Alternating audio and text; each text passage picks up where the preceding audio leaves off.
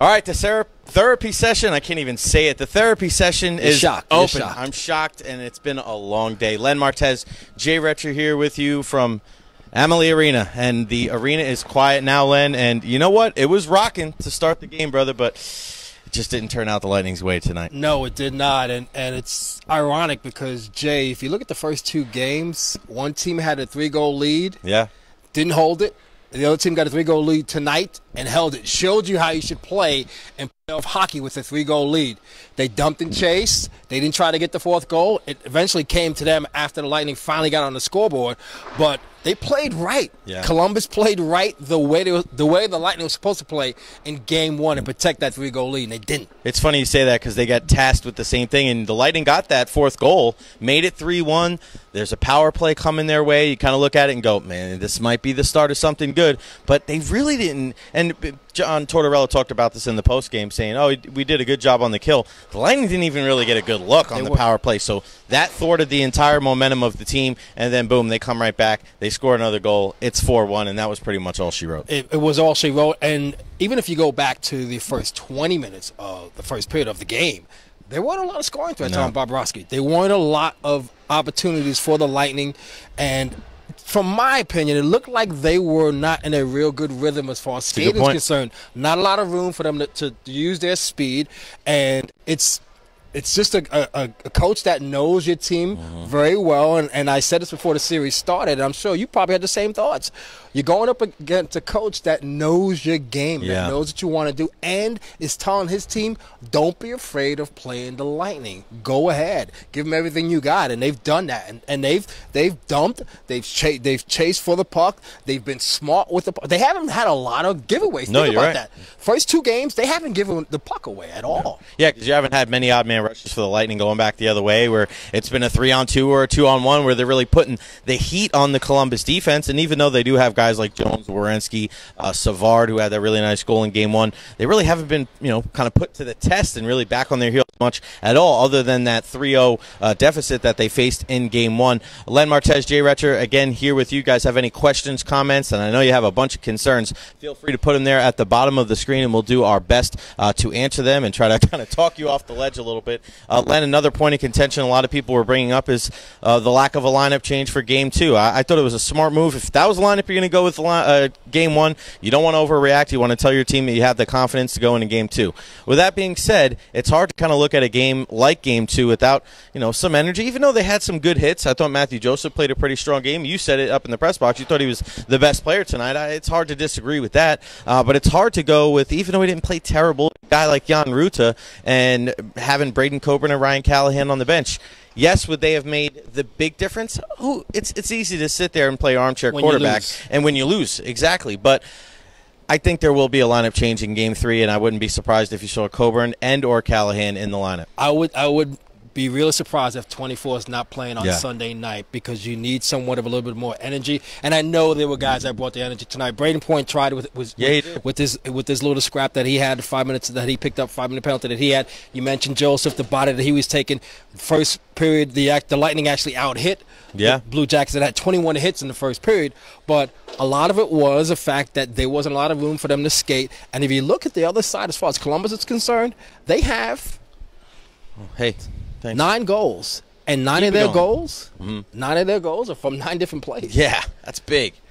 That's big, and that's the depth, and that's kind of the thing that the Lightning have prided themselves on all year. Is it's not just the top guys. And you go into that Game 1, and you see the guys that score the goals with Killorn and Cirelli, and you're like, look at all the depth and second and tertiary scoring doing the job. But that's another big thing, is the stars have not been the stars of the Tampa Bay Lightning through the first 2 games. You saw the frustration with Nikita Kucherov come out there at the end, and I think all game long he looked like a frustrated player. He tried to kind of hit somebody away from the puck. I think it was Riley Nash who ended up getting one of the late goals there. He just, that's not the kind of way you want your star players to play. You want your guys to be judged by not just when they're doing well, but when they're not doing so well. And I tweeted it out. Kuch left a lot to be desired tonight, and he may face some disciplinary action from the NHL for that hit late in the game. Yeah, he may face that, but even just in Game 2, from the standpoint of when you look at any other sport, where you have a guy that has a lot of speed, what do? You slow him down by getting in his way. And Columbus has done a fantastic job the first 2 games games. They can't even get started. He doesn't even get started. Getting in his way, making sure there's a body on him, even when he doesn't have the puck, just nudging him, skating by him, whatever it is. There's not a lot of free ice for Nikita Kucherov. And because of that, he got frustrated tonight. Yeah. He got frustrated in the first 2 periods, and then eventually in the third period where he picked up that game misconduct. And as you mentioned, may face suspension as far as Game 3 is concerned on Sunday night. But, again, not a lot of room for these guys to do the things that they've done. I mean, if you look at it, we talked about the guys that aren't expected to actually be the guys who are to put the puck in the net. We haven't even talked about the captain, number 91, Steven Stamkos. And as much as Braden Point tried to do what he did in the first period, he hasn't had a whole lot of success the first 2 games either. Yeah, that's a good point. And I think Steven Stamkos did a good job, and Eric Erlinson from LightningInsider.com brought up a good point that usually on the penalty kill, Stamkos starts out there, wins the faceoff, they get dumped the puck down the ice, and then he gets the heck off, and then the other guys go to work, whether it's Gord or Paquette or Joseph or any of the Sorelli and those guys. But he actually went over the boards for the second PK unit, so they're trying to find a spark, even if it's offensively on the PK. I thought he did well without the puck, but still, they're reading that one-timer. I mean, you see late in the game when they had that power play, when the pass goes to 91, Bobrovsky is like 10 feet outside of his crease. They know that's coming. And we talked about the team being a little bit too much, overpassing during the regular season, and now we're seeing it a little bit now. But it seems like John Tortorella and the coaching game plan that they have is thwarting all of their top offensive threats, and that's a huge reason why the Lightning are behind 2-0. Thwarting the offensive threats, but not only that, John Cooper tried different things tonight, too, by getting extra ice time for some of the bigger guys, like Nikita Kucherov. And you know what? It doesn't really matter because the game plan for that whole 4 lines on the other side is get in 86 way, get in 91's way, get in 21's way. Don't give those guys any room to skate. Yeah, it's funny, like kind of listening to John Tortorella, and he's talking about we don't really have a checking line. We're just balanced all the way up, and you alluded to it before, 9 different guys scoring 9 goals. And there seems to be, and this was before Game 1, and this was after Game 1, and before Game 2, and after, there's a real sense of calm with John Tortorella. I know it's easy to say that now you're up 2-0, but we know John Tortorella is this brash guy, and he's not afraid to say what's on his mind. He doesn't mind dropping a profanity or 6, but he seems really calm, and his team is very – I always think the best coaches – or excuse me, the best teams and coaches, they take the demeanor of their coach. And I think you saw that more today where, they could have got too high, you couldn't have got too low. But I think this Columbus Blue Jackets team has been very even keel through 2 games. They didn't get crazy after that first period where they gave up 3 goals in Game 1. And they've been the better team, you could argue, for the 5 of the last 6 periods. That's why they're up 2-0, going home with a big advantage back to Columbus. Usually when you take Game 1 on the road, you're playing house money in Game 2, right? But John Tortorella and the Blue Jackets have been playing with house money since the start of the series. Yeah, that's a good point. Because no one's picked them to win this thing. No one has picked them to win this thing. Think about it, 90% of the people out there, and we're talking about guys that know a heck of a lot more hockey than you and I think the Lightning are winning this whole thing. And these are some of the people that have been around this. There's people, we were sitting eating dinner with Jim Devellano, the guy who put together the Islanders and the Red Wings, and he said, yeah, no problem. Lightning will come back and win this series even if they don't win, even though they lost Game 1. So there's guys that have been watching this game for a long time, and this is a very shocking thing. And I think after Game 1, you looked at it and you go, it's just one game. They don't play well. But the performance tonight, Len, I'm not one of those people that is overly pessimistic. I don't want to make a mountain out of a molehill, but I wasn't really happy with the effort and the energy of the team and the way that they just came out of the gate just not up, firing on all cylinders. I thought Braden Point fired the team up and fired the crowd up with that fight with Zach Werenski, but after that, it looked like Columbus was fired up from Werenski getting into a scrap because he's not a big fighter either. So I think there's a lot of things you can point to as things that aren't going well for the Lightning and why they're behind this, behind the 8 ball with a 0-2. The person that just asked, Debbie, do you think Callie and Coburn will be in Game 3? I think Len and I both agree that they're probably going to both be in there. Here's another big question. One of the worst players for the Lightning in the first 2 games has been the goaltender, in my opinion, in Andrei Vasilevsky. I mean, he gave up 3 of the 4 goals to the blocker side. I didn't think he looked particularly sharp. Even a couple of plays around the net where they didn't score, he was kind of like going around like it was the first time on skates. It's just there was no synchronicity between him and his defense. And I don't think that he's going to come out. And I wouldn't think that Louis Domingue was going to start Game 3. He didn't play that bad, but I mean we're talking that a lot of people around the country and around this game think he's the best goalie in the world right now. A lot of people think he's going to win the Vezina Trophy. He's not playing like a Vezina Trophy finalist this series. No, the first goal that was deflected went under his arm was kind of, Deflection, yes, but would you expect the Vezina Trophy Yeah, guy exactly. to make that save? Hopes. Yes, you expect him to make that save. He got a couple of goals go over, as you mentioned, high, block aside. And that's another thing that we can talk about when you talk about knowing the tendencies of the team that you're playing. Well, knowing the tendencies of the goaltender who goes down maybe a little bit early, so shoot high. And they've made a point of that in the first 2 games. Shoot the puck high. You've seen a lot of goals.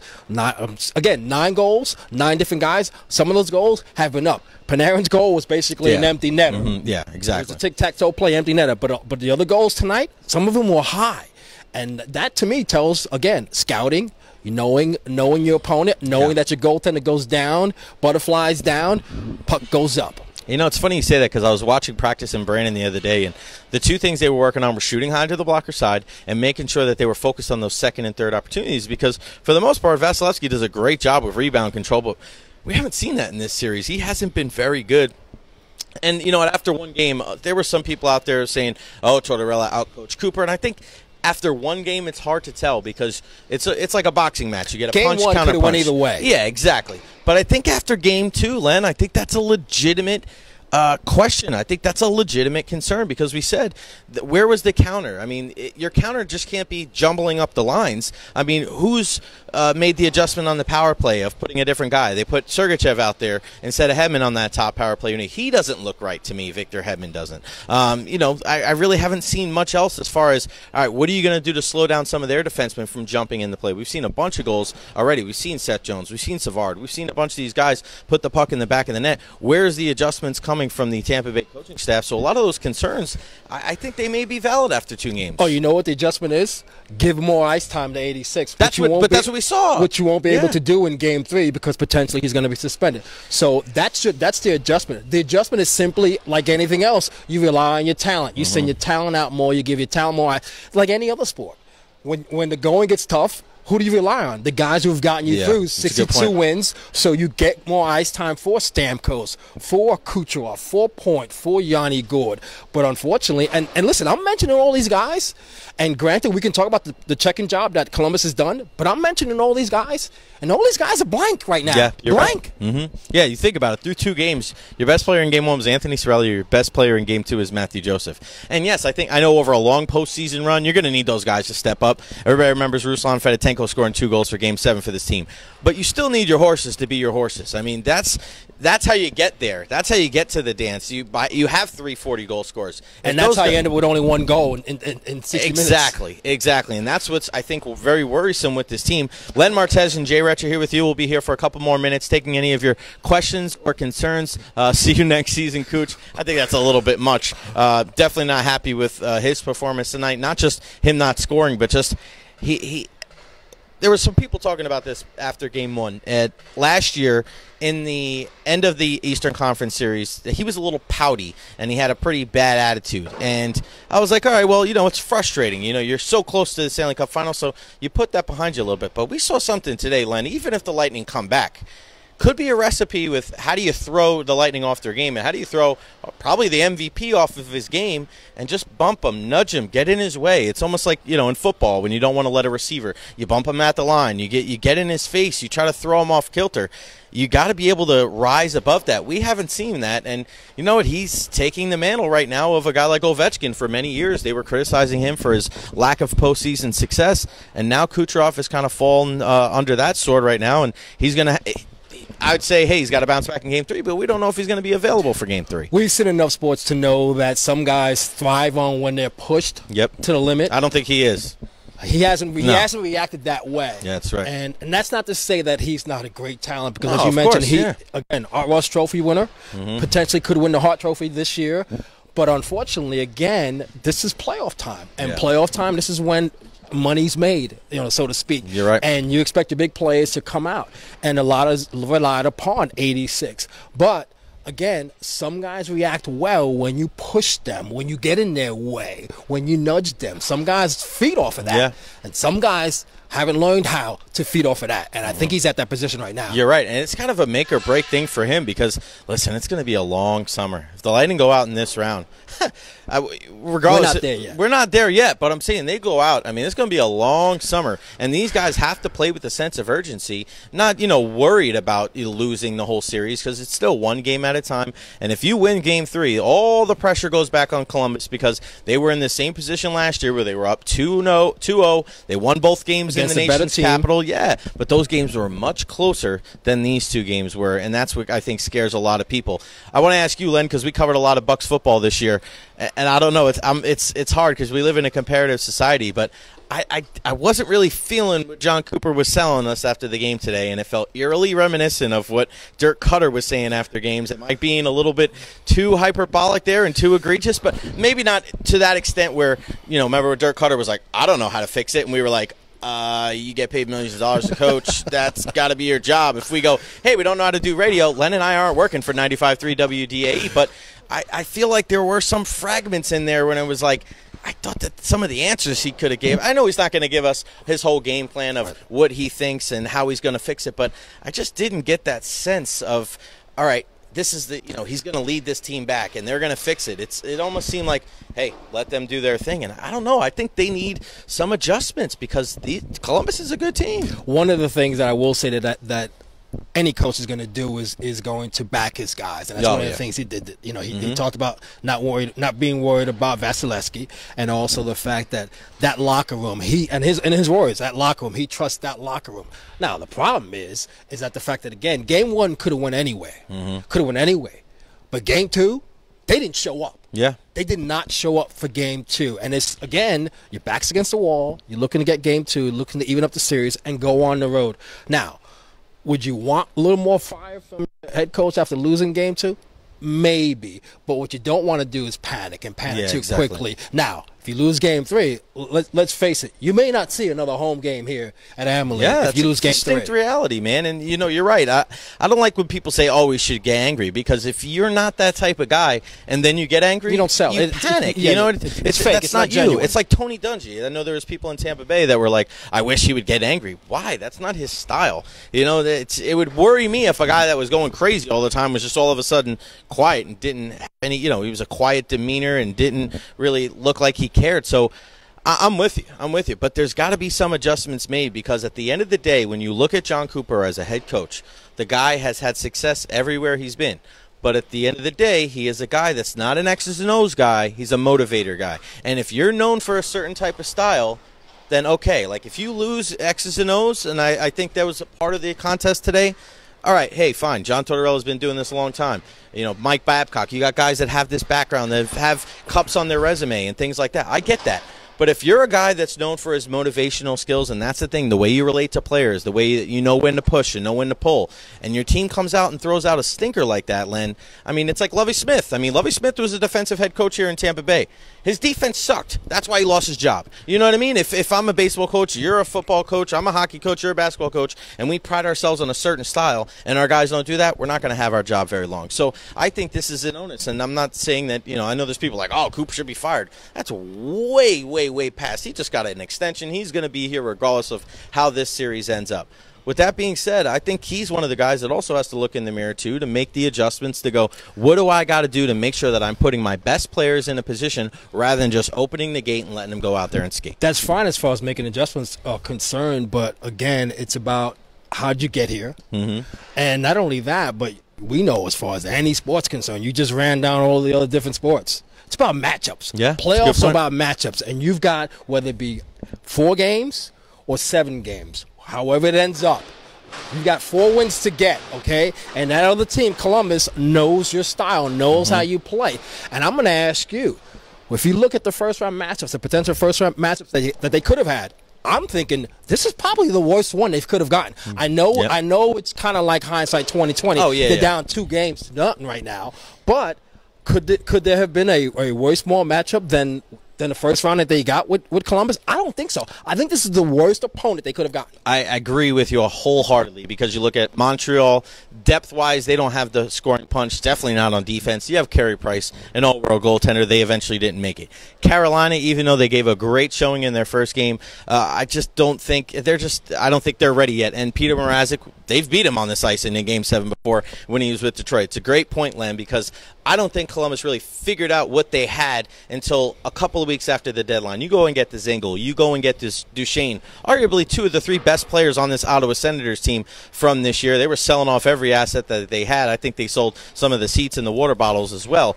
But you're 100% right because you have a goaltender in Bobrovsky that's a two-time Vezina winner. You have a Stanley Cup winner behind the bench that can make those set adjustments. And you have defense. Your yeah, team. Of course. And the defense, I mean, Seth Jones, to me, has been the best defenseman by far in the series. Even though he had that snafu in Game 1, he bounces back, he gets the goal, and I thought he was very, very good today. He skates really well. Zach Werenski had a big impact on the game. Savard, Harrington, all of their defensemen have played really well. So you're right, Len. The depth up front, when you make those deals to go with the guys you already have, Atkinson got on the board tonight, Panarin got on the board tonight. Those are their top guys. So to go with the guys like Dzingel and Duchesne, who they picked up at the deadline, you're spot on, man. I thought this was the worst matchup, and for the people that were going into this series thinking that this was going to be a walkover, I said, you got to keep an eye on this Blue Jackets team because the way that they play gives the Lightning the most trouble. And John Cooper said it. This isn't going to be a big physical series. I think at times it's better for the Lightning to play teams like that because it takes them out of the element. And that's why, Dan Rosen from NHL.com said, oh, is it too much hitting? And he goes, I don't think that's a lot of hitting. Well, in this series, when you don't have a lot of big hitting and there's not 75 hits in a game, yeah, I think 30 over 2 periods was great. That's how the guys were trying to get in the game, like a Matthew Joseph. But if you're focused so much on that, you're not focused on the thing that made you the best team in the NHL. Now it's putting the puck in the back of the net and skating and making people play your game rather than going all the way around. That's why they didn't go out at the deadline and get a Wayne Simmons or a Backlund or a Furland or any of these guys that was a quote-unquote third line checking kind of center because they said, we're going to make sure that the other teams adjust to us rather than the other way around. Yeah, and what's scary too is the fact that if you're the underdog and you win the first 2 games, you got confidence. Yeah, confidence is a scary thing when you are the underdog and you figured out how to beat that team, how to beat the Lightning. They know how to beat the Lightning, and that, again, that's scary. That's confidence going into Game 3. And we watched the morning skate, actually the practice on Thursday with Tortorella's team, and John Torts talked about it. They were loose. There's one team that's really loose and playing good hockey, and in Game 2 we watched it. Another team that isn't playing good hockey. That didn't play loose. That kind of looked kind of tight in the first period, the first 20 minutes, and never got into the game when it came to putting big scoring threats on Bobrovsky. It looks like and it's funny, Eric Erlandson said this in the press box. He goes, this looks eerily reminiscent of Game 7 last year in the Eastern Conference Final. And it's hard. I mean, it's hard not to look back and compare. And I agree. I mean, they just didn't look. I mean, we were talking about it. There was no rhythm. There was no flow to the game. They were supposed to come out on fire tonight. You would think. I mean, the crowd was rocking. Greg Wolf, the in-arena host here, did a fantastic job. John Franzone and Lightning Vision. You have another great anthem from Sonia Bryson, our good friend. And it felt like it just didn't feel right. And even in the stands, there was like an uneasiness, and that was the most booing that I've heard in Amalie Arena since I've been covering this team for the last 5 years. And it's not even so much like, it's one thing if you're losing, but John Cooper put it best. I think he said it was like every time the harder they tried, the worse it got. To me, their game in one word is quicksand. That's what it seemed like tonight. Well, let me ask you as much as they try to fight out of it, they just sank deeper. Let me ask you this, because you talk about adjustments, and I said the fact that John Cooper tried the adjustments as far as changing the lines and putting guys out there for second, extra shifts. But as far as the actual puck in itself, I mean, if there's no room, so what do you do? Do you shorten your passes? Because that says the style is to move the puck the way they move the puck. So what do you do? Do you dump and chase? I mean, because that's not their style. Exactly. You're so right. we're asking for the adjustments. So what's the adjustments do they make? Because their style is to carry the puck in, not dump and chase. I mean, maybe you do more of that, and maybe you do get Ryan Callahan involved and play that style moving forward as far as dump and chase is concerned. Because right now the space isn't there for them to carry the puck the way they usually carry the puck. You know what's funny? In some of the entries on the power play, what they're doing is they'll let one guy kind of get in there, and they'll spread the other 5 guys out against the other 4.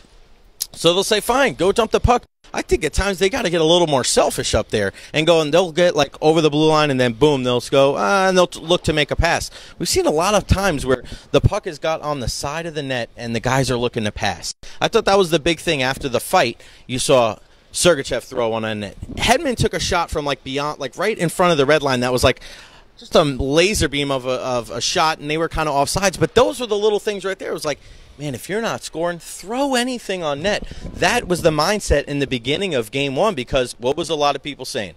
If you get to Bobrovsky early, just throw it on net. And they've kind of lost that because he made a couple of saves, and then they're like, we got to be too fancy. I'm not saying that they're not saying we got to be too fancy, but I think that they, in their heads, go, we got to have the perfect shot. And I don't think that's the way you score. Look at how they scored their only goal tonight. Sergachev just threw it on net. It went off a Nudivara's skate and went into the net. So I think they got to get back to the basics, make it a simple game. And if a guy like Braden Point has a full head of steam, dude, go on net, fire a slap shot in, get a face-off deep in your zone. We saw it on that one play. I think it was Miller, and we were talking about what kind of shot was that. Hey, sometimes you just got it. They won the next face-off and they got themselves a chance. Yeah, they lost the next face-off after that. But it's just one of those things. You got to get back to the basics. I don't think it's one of these things where you have to come up with this big master plan. I got another basic for you. Don't be afraid to take it strong to the net. Yeah. We haven't seen that, have we? No, we have not. The one opportunity they had tonight, Matthew Joseph skated away from Bobrovsky. And you know what? Honestly, go strong. Yeah. Go strong. And if you hit him, you hit him. I mean, he was nudged, he was pushed a little bit, so maybe you don't get the penalty. But you know what? It's playoff hockey. Yeah, sometimes don't be afraid. Don't be afraid they hit that goal. I mean, I'm not talking about going straight at him and running at him, skating straight at him like that. You know, skating directly at him like that. I'm talking about if someone's going to ride you when you've got the puck, ride right into that goaltender. Yeah, sometimes you get a call on them for interference or you're pushing them into the goalie. I'm with you, Len. That's another point that I don't think a lot of people are talking about is the lack of net front presence on both sides of the puck, whether it's defensively. We looked at that. I think it was either in the first or the second period about how Vasilevsky never makes uses guys. The stick. He never uses the stick to get guys away from him. The defense don't really do that. They don't like push guys away. You never pay a price for standing in front of the Lightning net, and I think guys are too comfortable there, and they're not doing it back to the other team. So in essence, I think it's just like in football where you start from the inside and you work out. Same thing in hockey. I think it starts from in front of the net and then works out that way, and I think that's where the battles are being lost right now for the Bolts. Yeah, no, it's tough to see the fact that the team that scored 325 goals in the regular season is struggling to score goals in the playoffs. It's crazy, man. It's crazy. I don't know, but you know what? I think one time when you're an animal and you're backed into a corner, you come out and you fight. And I think this is a big thing, and this is going to be a big wake-up call for the Lightning. John Cooper talked about not facing adversity. Dan Rosen and Pierre LeBrun have talked about this team has never had their feet really close to the fire because they've had this thing wrapped up for the last 5 weeks or so. 16 losses in the regular season. Think about that, man. You got 2 of them right now, and I think this is a really big telling sign in Game 3. How do they come out? How do they respond? There's not going to be any relying on the crowd. There's not going to be any adrenaline dump. It's going to be 20,000 crazy fans in Columbus. It's one of the real best home ice atmospheres in the National Hockey League, and it's going to be kind of the us against the world mentality. This may be exactly what the doctor ordered. Well, you're right when you say that, because sometimes that's what you find out about your team. No matter what sport it is, sometimes your back needs to be against the wall, completely against the wall, to come out fighting, because they didn't come out fighting tonight. And maybe they didn't come out fighting tonight knowing that there still is a lot of series still left. But mind you, this time Sunday night, we'll know where we're going to go as far as the series is concerned. It could be over, or we could have a real series, and Columbus would have lost one game at home. Yeah, I think it's interesting that you say that, because games 1 and 2, at the end of the day, it's a 2-0 lead. You got to win 4. We're going to find out who this Lightning team really is on Sunday night. You're right, after that game. So, and that darn cannon. Oh, yes, Debbie, it's pretty crazy over. Greatest team ever assembled, Chris Brown. We'll have to see, man. Some teams go down, like we saw last year with the Washington Capitals. They went down 2-0 the Columbus team. They fought all the way back, and they rode that momentum to win the Stanley Cup. So who knows? Could be the same telltale sign for the Lightning this year. And, again, they win the game Sunday night, Len. All the pressure is back on Columbus, because all the people that were saying it yesterday or Wednesday and now tonight going, well, the 2-0 thing and it happened last year, all those questions switch over to the other locker room and go, are you worried because this happened last year? And you know what? You try to act like it's no big deal, but you know how the media scrums get bigger and bigger come playoff time. It'll be John Cooper and the leadership in that room to be able to kind of drown out those noises, but it's a lot easier said than done. And it's going to be a little harder to be done, too, because as we talked about earlier, and we talked about it multiple times, they're going to have to do it without 86 because more than likely he's going to be suspended for Game 3. So you're going to have to do it without one of your best sources. And look, what have we always talked about when it comes to the MVP of the league? We talked about, well, if you take Nikita Kucherov off the Lightning, where would they still be? Guess what? Game 3, we're going to find out because they're going to go up against a team that is up 2-0, that knows how they play, and it likes the matchup that they have so far going up against the Lightning. And you see that in sports sometimes where you're like, the best player's out, and you're like, how are they going to get this done? But somehow they find that extra gear, you find that resolve, and it's almost like win one for the Gipper kind of thing. We've seen that in sports. You may see that on Sunday night with the Lightning if they were without Nikita Kucherov. Len Martez, Jay Recher, thank you everybody for watching. Elmart810 when he gets his Twitter back. He's dealing with some issues right there. Follow me at Jay Recher. Everybody, man. My man, bro, people are trying to find you, man. I want to make sure that you're found. So it's not anything I did. No, he didn't do anything bad. He didn't do anything bad. All right, it's just one of those things, man. Twitter, you're hard on people, man. You got to be easy, man. You guys got some music in the background. Just a little video and music was in the background. Man. It wasn't like he was blame trying to the Bucks. Yeah, blame the Bucks. That's how you knew things got bad tonight. Somebody tweeted at me, "Go Bucks." And listen, yeah, go Bucks all the time. But my gosh, man, we're in the middle of the hockey playoffs, and the Rays are kicking ass too. God, all right, Len is going to be on with Zach tomorrow. What, 8 to 12? 8 to 12, yes sir. 8 to 12, and they're going to 95.3 WDAE and AM 620. And Zach's already tweeting out that why you guys are going to tell people that they're winning the next 2 games and coming back here for Game 5. So if you want to hear Zach and his crazy ass prediction, and Len keep it in line tomorrow 8 to 12. Try my best. 95.3 WDAE and AM 620. We're signing off. I've been up since 5. We got to get the hell out of here. Appreciate everybody for tuning in. Absolutely. We'll see you guys Sunday night.